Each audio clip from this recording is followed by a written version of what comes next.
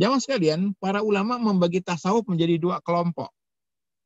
Ya, tasawuf dibagi menjadi dua kelompok.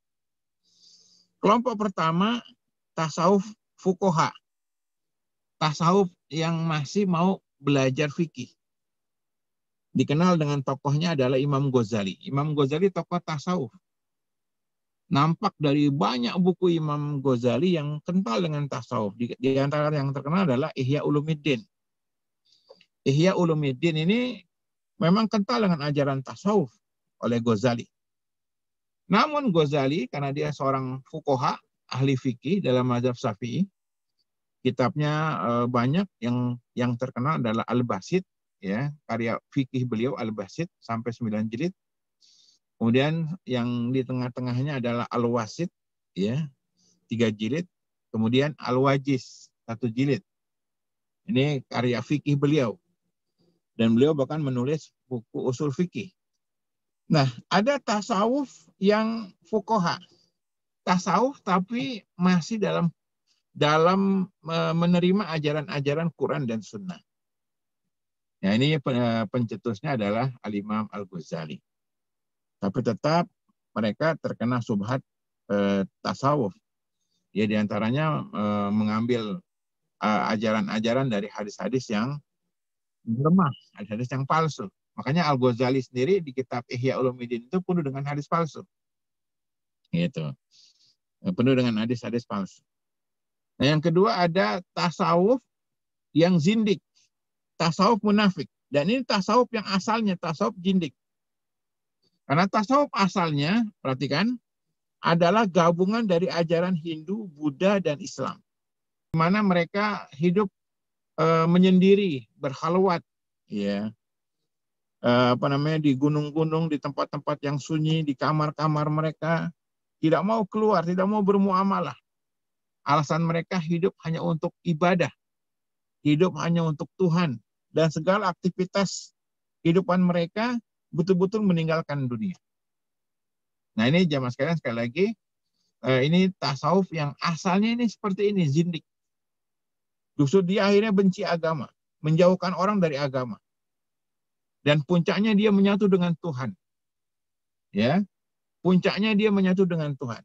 Dan ini banyak sekali kasus-kasusnya. Jadi bebas syariat. Bebas syariat. Gitu. Syariat bagi mereka itu tidak tidak dikerjakan karena mereka sudah tingkatnya tidak syariat lagi, sudah ma'rifat, sudah hakikat. Nah, ini zindik, ya, zanadik, ya. Makanya Imam Syafi'i pernah mengatakan taraktul Baghdad, aku tinggalkan Baghdad. Qad ahdatsu zanadik, sayan yusamuna sima. Aku tinggalkan Baghdad, di sana ada orang-orang zindik, kata Imam Syafi'i. Zindik, zanadik, ya, munafik. Yang mereka mengadakan ritual namanya sima. Berzikir sambil goyang-goyang, sambil menari. Berzikir sambil menari. Ini sudah muncul pada masa Imam Syafi'i. Dan dikenal dengan istilah sima. Nah, ini sufi yang zindik. Ya, zikir sambil joget-joget. Nah, adapun sufi fuqaha tidak seperti itu.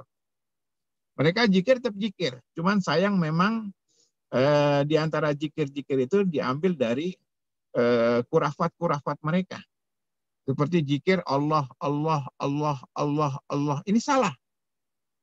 Karena zikir itu ada kaifiat dan ada nama. Zikir itu ada nama dan ada kaifiat. Misalnya tasbih. Namanya tasbih.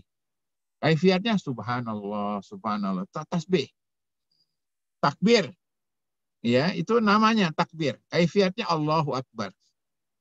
Ya, kemudian lagi ada tahlil. Namanya tahlil, kaifiatnya la ilaha illallah. Gitu. Nah, ini jika ada nama, ada tasbih, ada tahlil, ada takbir, gitu. Ada tahmid, alhamdulillah, kaifiatnya alhamdulillah, alhamdulillah. Jadi tidak ada penyebutan zikir Allah, Allah, Allah, tidak ada. Di hadis nggak ada.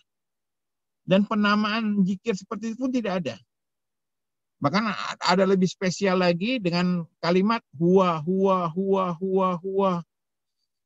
Ada lagi yang lebih khusus, pakai domir. Hu, gitu. Nah ini salah satu penyimpangan yang sangat besar dalam dunia tasawuf. Mereka mengamalkan yang tidak ada dasar dari Quran dan Sunnah Nabi Shallallahu Alaihi Wasallam. Ya tadi alasannya karena mungkin mimpi guru mereka, alasannya karena dapat ilmu laduni, dapat dari kasaf, dapat dari was-wasa dan seterusnya. Kemudian ada ajaran sufi yang tidak mau syariat karena mereka sudah tingkat ma'rifat atau hakikat. Ini sufi yang jindik, sufi yang keluar dari agama, sufi yang keluar dari Islam. Kemudian mereka membolehkan orang nggak sholat ya, dengan istilah wali. Ini yang banyak terjadi. Sufi yang pada tingkat zindik. Boleh nggak sholat, boleh makan yang haram, dan seterusnya, dan seterusnya. Bahkan kalau ada orang yang konon katanya gila, itu wali kata mereka.